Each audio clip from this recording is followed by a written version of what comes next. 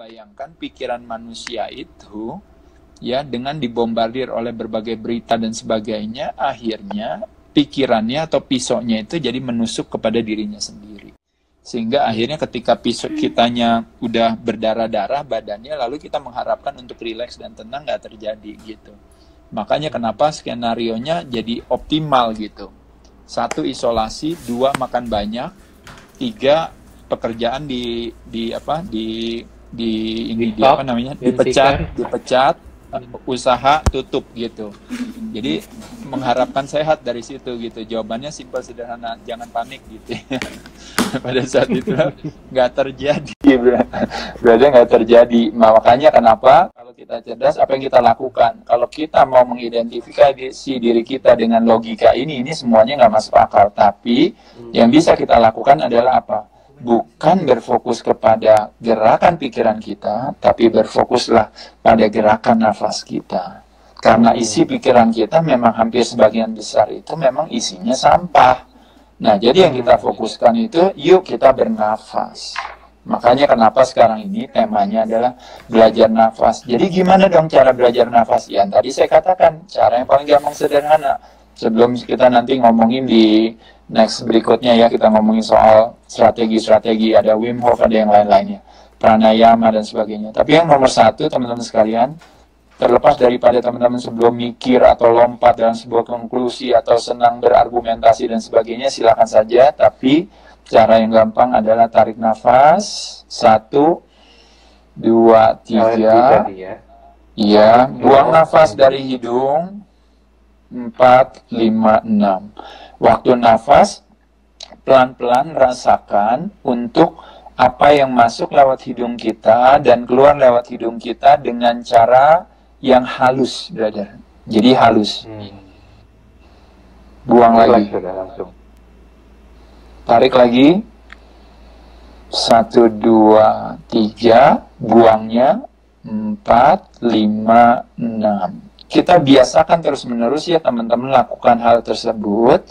Nah, nanti setelah itu, pelan-pelan, kalau mau tahu di pagi hari ya, cara mau tahu kemampuan kita menahan nafas itu bisa dijadikan satu indikator, brother. Contoh, paling gampang misalnya, waktu kita baru bangun tidur, kita kan tarik nafas ya. Baru bangun nih, udah benar-benar bangun ya, kita tarik nafas kan. 3 detik, buang 3 detik, langsung tutup mulutnya. Tutup hidungnya. Ya, mulut juga ditutup ya. Tutup hidung, lalu langsung tahan nafas. Nah, kalau orang yang sehat normal itu dia harus bisa tahan nafas itu bisa antara 20-40 detik.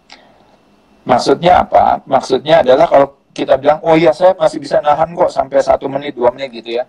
Cuma kalau nafasnya waktu kita tahan itu membutuhkan sebuah kejujuran. Jadi kita cuma tarik nafas 3 detik, brother. Buang 3 detik, pas buang langsung tutup mulut, tutup hidung dan mulut. Pada saat itulah brother akan lihat kira-kira badan akan bereaksi awal keinginan untuk mau nafas itu udah mulai di detik keberapa. Nah, pada saat itu udah mesti dilepas. Nah, pada saat itu kita bisa lihat, kalau seandainya baru 10 detik aja tiba-tiba udah kita mau lepas, pada saat itu artinya kita tahu, wah, ini berarti kemampuan saya untuk bernafas itu rendah.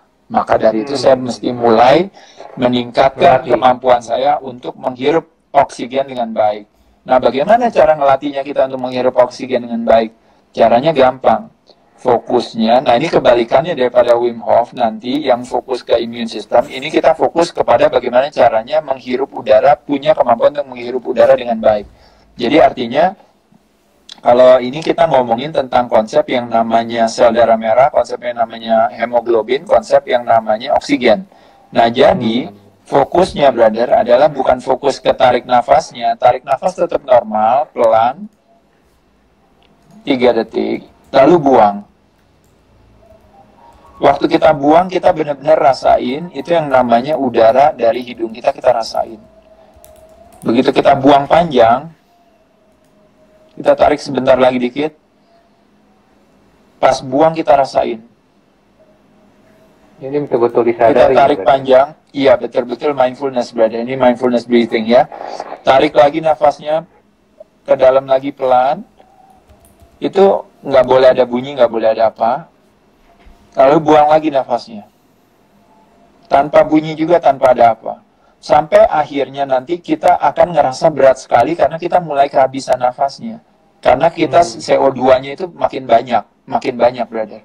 Nah, ketika CO2-nya makin banyak, nafasnya, dan kita udah mulai agak tersengal-sengal, nah pada saat itulah sebenarnya begitu kita kembali lagi ke normal, pada saat itulah itu kemampuan kita untuk menghirup oksigen itu menjadi lebih banyak. Nah, jadi sebenarnya konsep daripada kita bernafas itu sebenarnya kalau berada tahu itu adalah bukan dengan cara bernafas kencang, tarik masuk ke dalam dengan membusungkan dada kita, tapi sebenarnya lebih kepada membuat sebuah efisiensi dalam hal bernafas.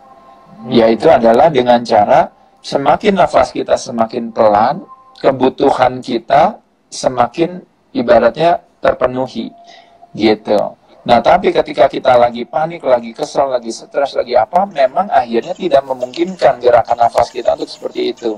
Nah, pada saat itulah makanya badannya menjadi melemah.